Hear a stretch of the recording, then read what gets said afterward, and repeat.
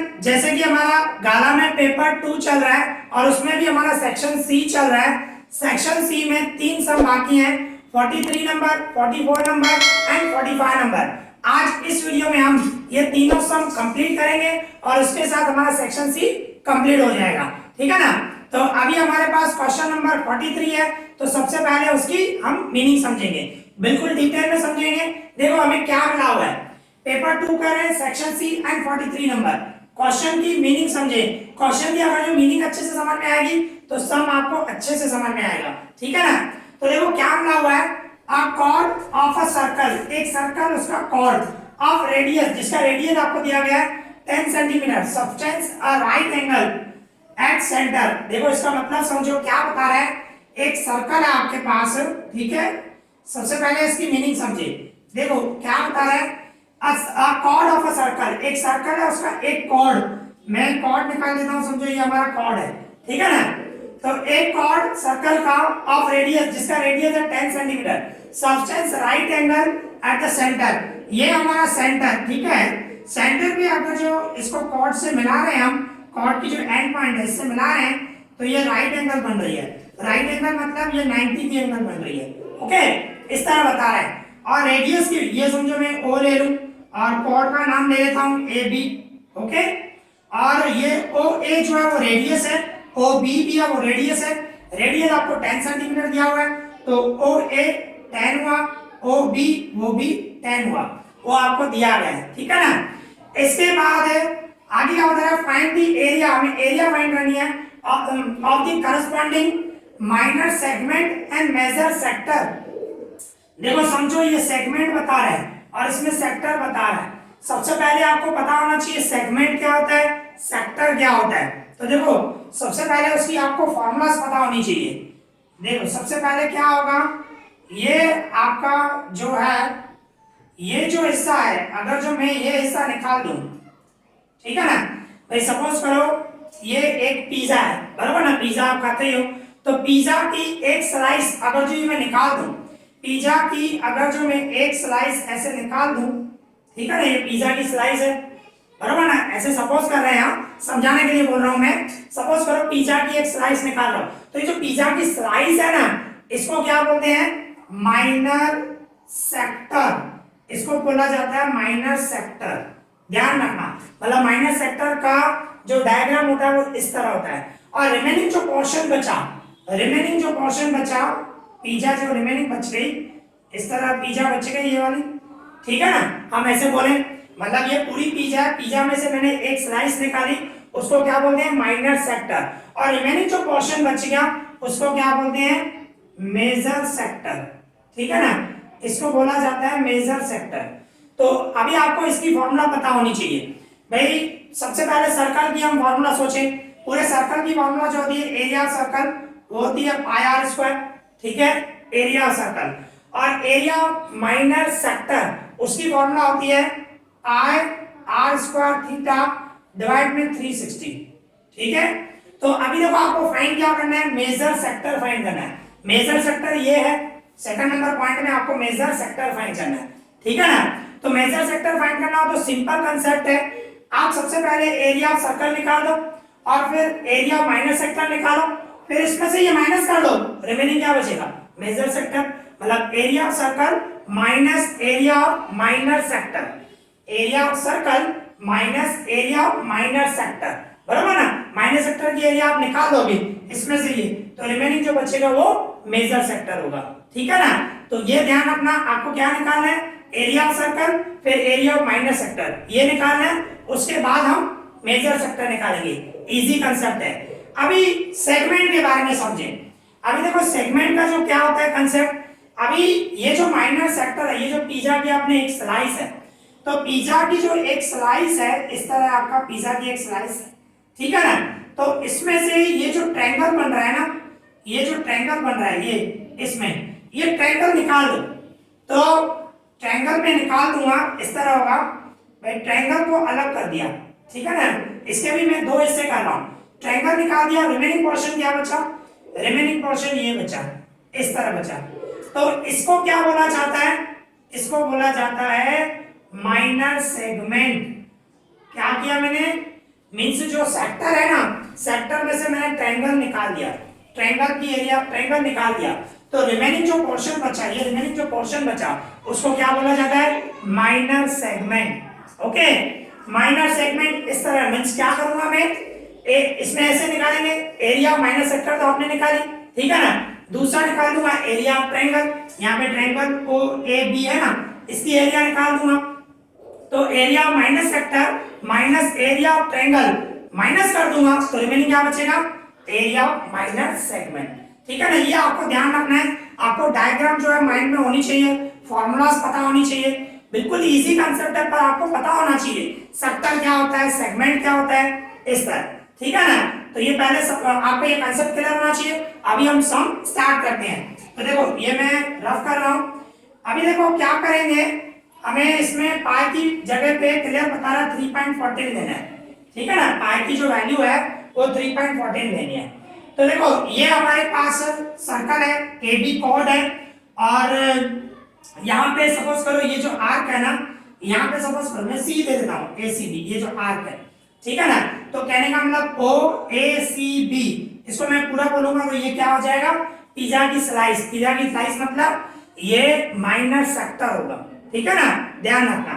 तो देखो अभी हम क्या कर रहे हैं, सबसे पहला स्टेप हम कर रहे हैं, एरिया ऑफ सर्कल निकाल देते हैं, एरिया ऑफ सर्कल। तो एरिया ऑफ सर्कल उसकी फॉर्मूला क्या होती है, पाई आर स्क्वायर।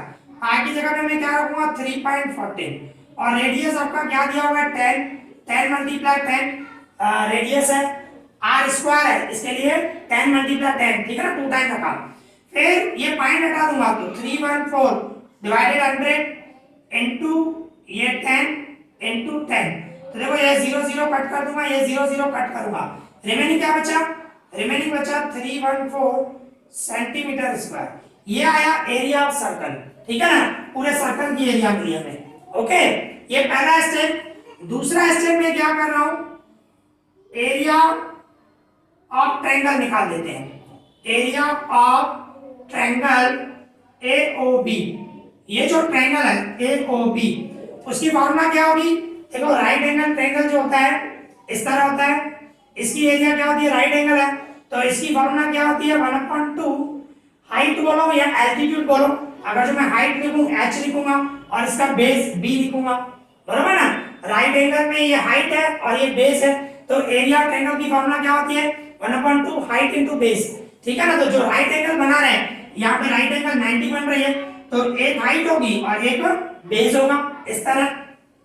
तो एरिया ऑफ ट्रायंगल AOB मैं क्या रखूंगा 1/2 हाइट इनटू बेस। ठीक है ना, हाइट यहाँ पे OA ले लो, बेस OB होगा। अगर जो मैं राइट एंगल ट्रायंगल ऐसे बनाऊंगा तो आपको समझ में आएगा, ये इस तरह बना हुआ है, 90 राइट एंगल ट्रायंगल ही है। ठीक है ना, तो इसमें क्या होगा, ये 1/2 मैं हाइट OA ले लूं, OA कितना है 10 है, और बेस OB ले लूं, वो भी 10 है। ओके, 2 का डबल लगाओ, 2 1 जा 2 5 जा, मतलब एरिया ऑफ ट्रायंगल क्या आया 50 सेंटीमीटर स्क्वायर आया। ठीक है ना, तो एरिया ऑफ ट्रायंगल आ गया।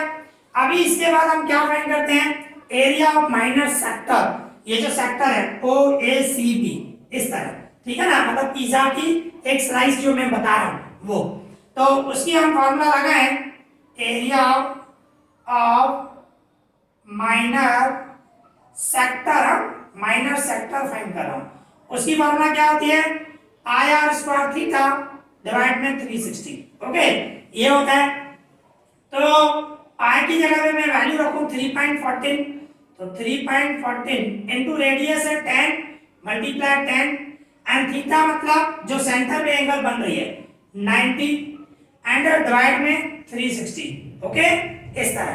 अभी क्या कर रहा हूं, पॉइंट हटा के मैं नीचे 100 रख रहा हूं, तो इसको सॉल्व करूं तो इस तरह होगा, आप देख सकते हो 314, ये पॉइंट है 2 नंबर के बाद, तो मैं पॉइंट हटा के यहाँ पे 100 रख रहा हूं, और ऊपर 10 मल्टीप्लाई 10 मल्टीप्लाई 90 एंड डिवाइड में 360, इस तरह मैंने रखा।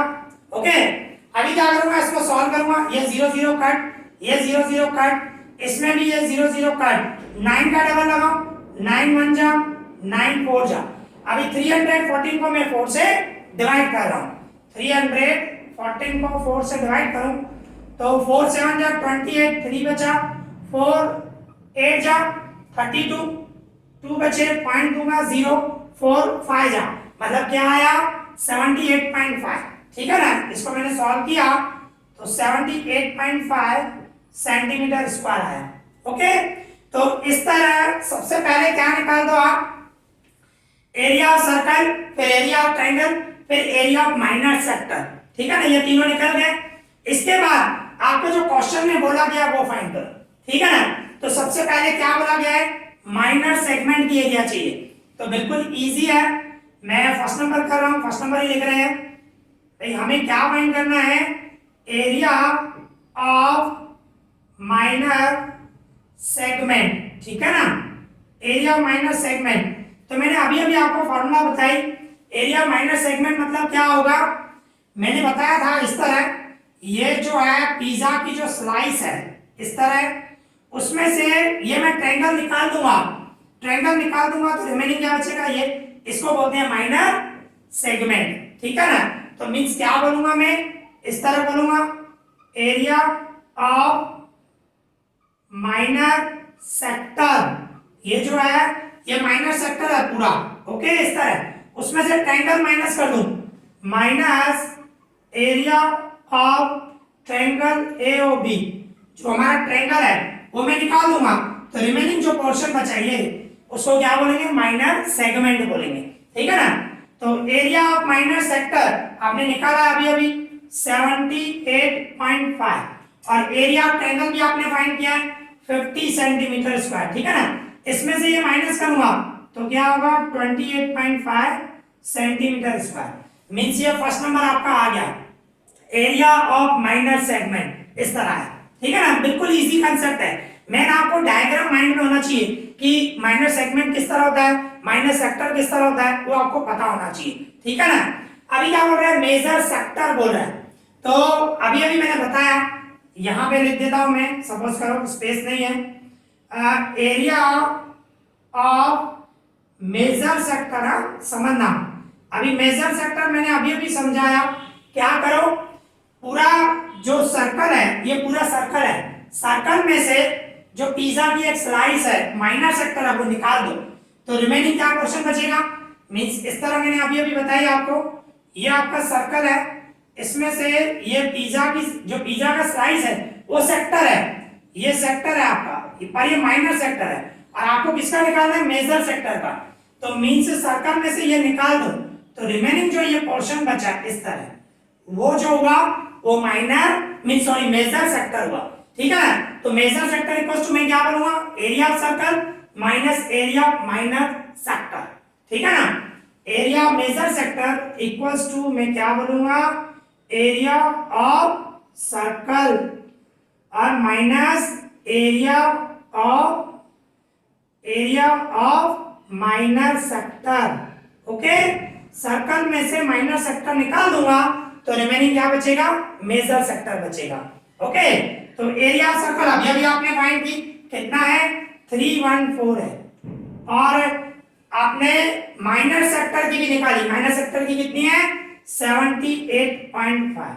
अभी इसमें से आपको माइनस करना है, तो देखो किस तरह होगा, अभी आपको दिया हुआ है 314.00 लूं, पॉइंट नहीं है इसमें, पॉइंट 0 लेता हूं क्योंकि पॉइंट के बाद एक ही नंबर है, और यहाँ पे 78.5, इसमें से आपको माइनस करना है, यहाँ पे 1 कैरी करूंगा 3 हो जाएगा, 10 में से 5 गए 5, यहाँ पे 1 कैरी करूँ 0, 13 में से 8 गए 5, यहाँ पे कैरी करूंगा 3 और ये 2 से, तो माइनस करने से क्या आया 235.5 सेंटीमीटर स्क्वायर। तो इस तरह ये जो आया आपका, ये जो पोर्शन हुआ एरिया ऑफ मेजर सेक्टर का है, बिल्कुल इजी है, सिर्फ आपको माइंड में पिक्चर होनी चाहिए, डायग्राम फिगर होनी चाहिए कि मेजर सेक्टर किस तरह होता है, माइनर सेक्टर किस तरह होता है, माइनर सेगमेंट कैसे होता है, मेजर सेगमेंट कैसे होता है, वो आपके माइंड में होना चाहिए, बिल्कुल इजी है। ठीक है, तो एक बार देखो मैं फिर से रिपीट कर रहा हूं, सिंपल है, सबसे पहले क्या करो, आप एरिया ऑफ सर्कल निकालो पाई आर स्क्वायर से, फिर एरिया ऑफ ट्रायंगल निकालो, राइट एंगल ट्रायंगल है तो सिंपल फॉर्मूला आ जाएगी, और इसके बाद area of minor sector pizza की जो स्लाइस है उसका निकालो, उसकी formula pi r square theta divide में 360, ठीक है ना, इस तरह मैंने निकाल दिया। इसके बाद आपको जो बोल रहा है माइनर सेगमेंट, माइनर सेगमेंट इस तरह होता है, जो पिज्जा का जो ट्रायंगल है, पिज्जा की जो एक स्लाइस है उसमें से ट्रायंगल निकाल दो, मींस माइनर सेक्टर में से ट्रायंगल माइनस करूंगा तो आपको सेगमेंट की एरिया आ जाएगी। इसी तरह ही दूसरा नंबर बोल रहा है मेजर सेक्टर बोल रहा है, ध्यान रखना सेक्टर। तो एरिया ऑफ सर्कल में से पिज्जा की स्लाइस हमने निकाल दी है, तो ये जो रिमेनिंग पोर्शन बचा इसको मेजर सेक्टर बोलते हैं, मतलब area of circle minus area of minor sector. तो इसमें से मैंने माइनस किया तो हमें मिल गया area of major sector. Okay, बिल्कुल इजी है। तो यहाँ पे ये हमारा सम कंप्लीट हो गया, ठीक है। अभी इसी तरह हमारे पास क्वेश्चन नंबर 44 है, तो उसकी मीनिंग समझें। देखो क्या मिला हुआ है, the difference of areas of to concentric circle, दो कॉन्सेंट्रिक सर्कल है। कॉन्सेंट्रिक सर्कल कौन से होते हैं आपको पता होना चाहिए, जिसका मींस सेंटर एक ही हो पर रेडियस अलग अलग हो, इस तरह, ठीक है ना, वो कॉन्सेंट्रिक सर्कल होते हैं। सेंटर एक ही होना चाहिए पर रेडियस अलग अलग हो, उसको क्या बोलते हैं, कॉन्सेंट्रिक सर्कल।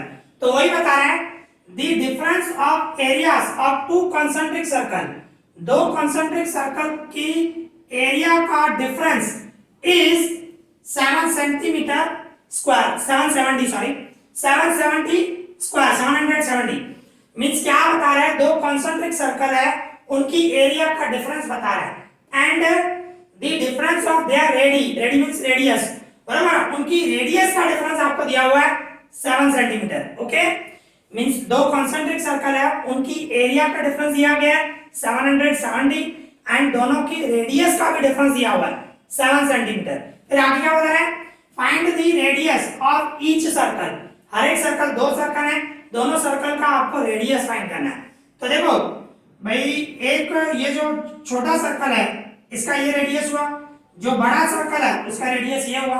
तो जो बड़ा सर्कल है उसका रेडियस सपोज करो हम r1 ले रहे हैं, जो छोटा सर्कल है उसका रेडियस हम r2 ले रहे हैं, क्योंकि कॉन्सेंट्रिक सर्कल है सेंटर एक ही होगा पर रेडियस अलग अलग होंगे, ठीक है ना। अभी आप सोचो जो बड़ा सर्कल है, बड़ा सर्कल है उसकी एरिया क्या होगी, उसकी एरिया होगी पाई r1 स्क्वायर, इस तरह होगा ना बड़े सर्कल की एरिया, और जो छोटा सर्कल है उसकी एरिया क्या होगी पाई r2 स्क्वायर, दोनों का रेडियस अलग है, ठीक है ना। पाई r1 स्क्वायर ये बड़े सर्कल की एरिया होगी और पाई r2 स्क्वायर ये छोटे सर्कल की एरिया होगी, ठीक है ना। अभी आपको क्या दिया हुआ है, दोनों की एरिया का डिफरेंस, मींस इस तरह बोलूं मैं, इसकी एरिया माइनस इसकी एरिया, डिफरेंस मतलब माइनस करेंगे, पाई r1 square minus pi r2 square, दोनों की एरिया का डिफरेंस वो आपको दिया गया 770, ठीक है ना, ये दिया गया। अभी इसमें से मैं पाई कॉमन निकालूं, पाई कॉमन निकालूंगा तो ब्रैकेट में क्या होगा, r1 square minus r2 square equals to 770, इस तरह होगा। अभी मैं पाई की जगह पे वैल्यू पुट करूं, पाई की वैल्यू क्या है 22/7, नहीं मिला हुआ ब्रैकेट में तो 22/7 लेते हैं। अगर जो ब्रैकेट में 3.14 होता तो मैं 3.14 लेता, पर नहीं मिली हुई है तो पाई की वैल्यू 22/7 लेनी है, ठीक है ना। और ये मैं सेम रख रहा हूं r1 square minus r2 square, okay, equals to में 770। फिर क्या होगा, ये सेम रख रहा हूं r1 square minus r2 square, ये सेम रखा, इक्वल्स टू में 770 सेम। अभी देखो ये 7 डिवाइड में इधर मल्टीप्लाई में चला गया एंड 22 मल्टीप्लाई में तो डिवाइड में जाएगा, ठीक है ना। क्या किया, सिर्फ 7 को मल्टीप्लाई में रखिएगा, 22 को डिवाइड में रखिएगा, सिंपल कंसेप्ट।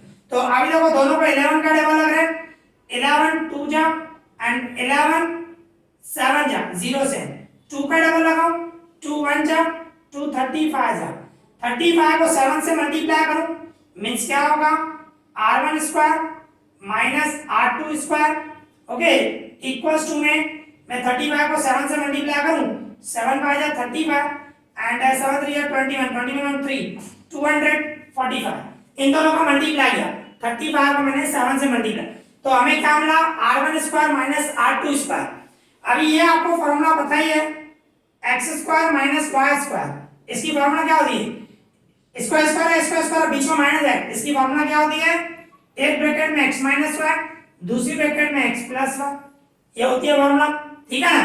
तो इसमें भी तो यही है ना, r1 square minus r2 square, तो मैं इसको ऐसे लिख सकता हूं, r1 स्क्वायर मींस एक ब्रैकेट में r1 माइनस r2, दूसरी ब्रैकेट में r1 प्लस r2, होगा ना, एक में माइनस एक में प्लस, इक्वल्स टू में 245, इस तरह होगा r1 माइनस r2 एक ब्रैकेट में, सेकंड ब्रैकेट में r1 प्लस r2, ठीक है ना, ये वाला फॉर्मूला लगाए। और अभी आपको r1 माइनस r2 आपको दिया गया है, देखो the difference of their ready, मतलब उनके रेडियस का डिफरेंस 7 है, इसका मतलब एक का रेडियस r1 है, दूसरे का रेडियस r2 है, तो इन दोनों का डिफरेंस मतलब r1 माइनस r2 वो आपका 7 ये दिया गया है, ठीक है ना। तो मैं इसकी जगह पे वैल्यू पुट करूंगा, यहाँ पे r1 माइनस r2 की जगह पे 7 रखूंगा और ये सेम रखूंगा r1 प्लस r2, ये सेम रखूंगा, इक्वल्स टू में 245, ओके, इस तरह होगा। ये इसको मैं रफ कर दूं, ये सिर्फ समझाने के लिए था। क्या किया मैंने, आपको ये डिफरेंस दिया गया था, डिफरेंस ऑफ देयर रेडी, उनके रेडियस का डिफरेंस आपको दिया गया 7, तो r1 माइनस r2 ये डिफरेंस है, ठीक है ना, तो उसकी जगह मैंने 7 रखा जो मिला हुआ है, और ये सेम रखा r1 plus r2 equals to में 245 सेम रखा। फिर क्या करूंगा, ये जो r1 प्लस r2 है ये सेम इक्वल्स टू में 245, 7 मल्टीप्लाई में तो डिवाइड में जाएगा, means therefore r1 plus r2, 7 का डबल लगाओ, 7 3 जा 7 5 जा 35 आया, मतलब r1 प्लस r2 दोनों का प्लस आपको 35 दिया गया है और दोनों का डिफरेंस r1 माइनस r2 को 7 दिया गया है, ठीक है ना। इसको एलिमिनेशन मेथड से सॉल्व करो, r1 और r2 मिल जाएगा, हमें रेडियस ही फाइंड करना है दोनों के। तो देखो किस तरह करेंगे, देखो नाउ ये हम कर रहे हैं r1 plus r2 equals to 35, ये आपको दिया गया। दूसरा ये दिया गया है r1 minus r2 equals to 7, फिर एलिमिनेशन मेथड से देखो r2 को प्लस की साइन है, r2 को माइनस की साइन, कट हो जाएगा, r1 और r1 2r1 इक्वल्स टू इन दोनों का प्लस करूं 42, फिर 2 जाएगा डिवाइड में, मींस r1 इक्वल्स टू क्या हो जाएगा 42 divide 2, means r1 equals to 2 का डबल लगाओ, 2 2 जा एंड 2 1 जा, मतलब जो बड़ा सर्कल है जिसका रेडियस r1 दिया है वो उसका रेडियस कितना आया 21 सेंटीमीटर आया, ठीक है ना, वो सेंटीमीटर में होगा। अभी हमें जो छोटा सर्कल है उसका रेडियस फाइंड करना है, ठीक है ना, तो क्या करोगे, अभी आपको दिया गया है, यहाँ पे अभी भी आपने फाइंड किया r1 plus r2 equals to 35, अभी आपने फाइंड किया, तो ये देखो r1 की जगह में क्या रखूंगा 21 और ये r2 से इक्वल्स टू में 35, फिर क्या करूंगा ये r2 से इक्वल्स टू में 35 से प्लस 21 है, इक्वल्स टू से लेके जाऊंगा minus 21, means r2 equals to क्या हुआ, इसमें से माइनस करो तो 14 हुआ ना, 35 में से 21 गया तो 14 हुआ सेंटीमीटर में। तो इस तरह जो बड़ा सर्कल है उसका रेडियस क्या हुआ 21 सेंटीमीटर और जो छोटा सर्कल है उसका रेडियस हुआ 14 सेंटीमीटर, ओके, दोनों के हमें रेडियस ही फाइंड करने थे, ठीक है ना। तो यहाँ पे ये हमारा सम कंप्लीट हो गया, ठीक है। अभी इसी तरह हमारे पास क्वेश्चन नंबर 45 है, तो उसकी मीनिंग समझें। देखो क्या मिला हुआ, one card is drawn randomly from a well shuffled deck of 52 cards, 52 playing cards जो होते हैं मैंने आपको दिखाया भी थे, ये प्लेइंग कार्ड्स हमारे, ठीक है ना, ये 52 है, उसमें से एक कार्ड हम ड्रॉन कर रहे हैं, एक कार्ड उठा रहे हैं, कोई भी आ सकता है, ठीक है ना, एक कार्ड ड्रॉन कर रहे हैं। फिर क्या बता रहे हैं, फाइंड द प्रोबेबिलिटी, हमें प्रोबेबिलिटी फाइंड करनी है for that drawn card being, जो आपने कार्ड उठाया है वो क्या होना चाहिए, अ किंग और अ क्वीन।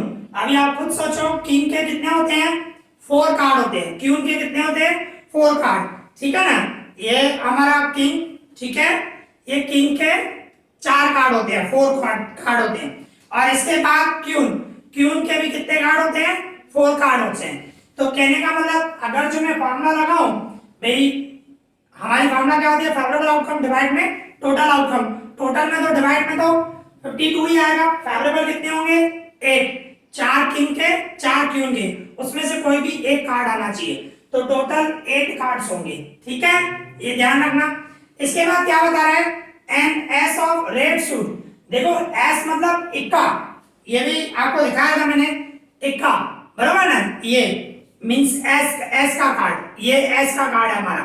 तो उसमें क्या बता रहा है, एस का कार्ड हो पर रेड कलर बोल रहा है, तो आपको पता होना चाहिए एस के 4 कार्ड होते हैं, 2 रेड होते हैं, 2 ब्लैक होते हैं।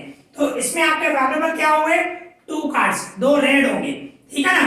तो प्रोबेबिलिटी करोगे तो फेवरेबल आउटकम 2 एंड डिवाइड में टोटल आउटकम तो सेम ही रहने वाला है 52, मतलब 2/52 आएगा, ठीक है। इसके बाद not a face card, third number बोल रहा है नॉट अ फेस कार्ड। अभी फेस कार्ड नहीं होना चाहिए। फेस कार्ड कितने होते हैं, 12, मींस कौन से 4 किंग होते हैं, 4 जैक होते हैं, जैक जेक ये फेस कार्ड, इसको फेस कार्ड बोलते हैं, ठीक है ना, और एक क्यून, ठीक है। इस तरह मैं बता देता हूं आपको, जो हमारे फेस कार्ड होते हैं ये 3 होते हैं, आपको पता होना चाहिए, क्यून, जैक एंड किंग, सबके 4 कार्ड होते हैं, 4 किंग होते हैं, 4 जैक होते हैं, 4 क्यून होते हैं। तो टोटल फेस कार्ड कितने हुए, 12 हुए। पर यहाँ पे बोल रहे हैं not a face card, total 52 card है, 52 में से ये 12 निकाल दो तो रिमेनिंग कितने बचेंगे, 40 कार्ड्स, ठीक है ना।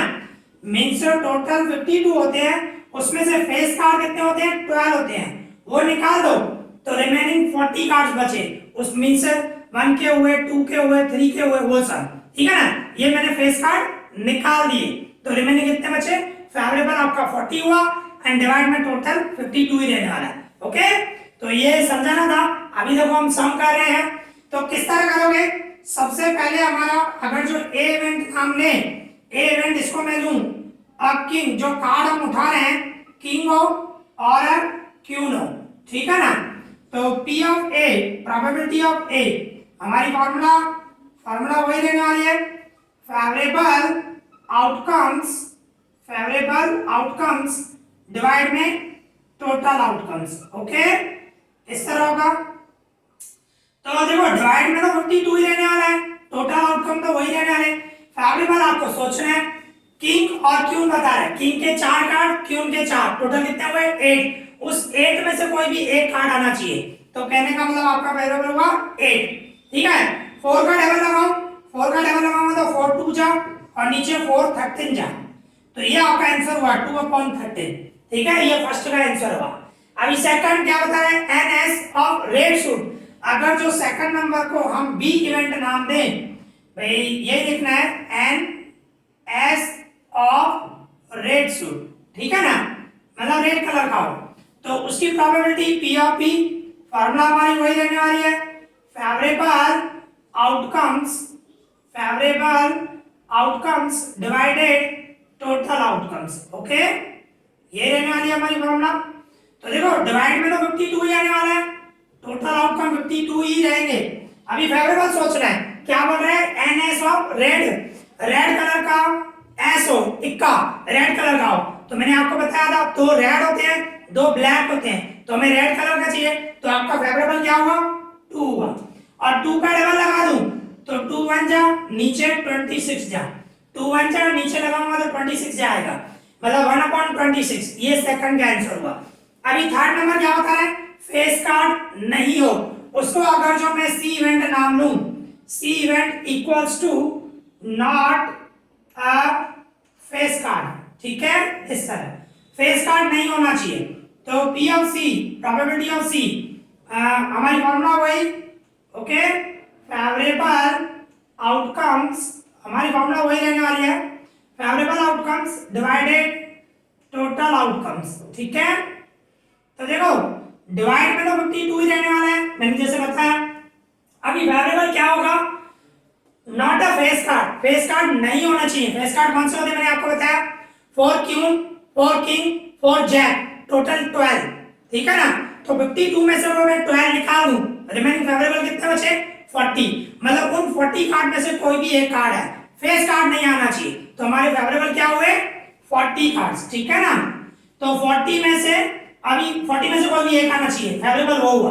अभी 4 का डबल लग रहा है, ऊपर नीचे 4 का डबल लगाओ, 4 10 जा, नीचे 4 13 जा, इस तरह डबल लगेगा, तो आपका आंसर हो गया 10/13। तो इस तरह ये तीनों कंप्लीट हो गए। फर्स्ट का आंसर है 2/13, सेकंड का आया 1/26 एंड थर्ड का आंसर है 10/13। तो इस तरह यहाँ पे हमारा 45 नंबर सम कंप्लीट हो गया और इसके साथ हमारा सेक्शन सी भी कंप्लीट हो गया। तो आज हमने 3 सम किए। आई होप आपको अच्छे से समझ में आया होगा। अगर जो आपको कोई भी डाउट हो तो मुझे कमेंट करना, मैं उसका रिप्लाई करूंगा। इस वीडियो में इतना है। Thank you for watching this.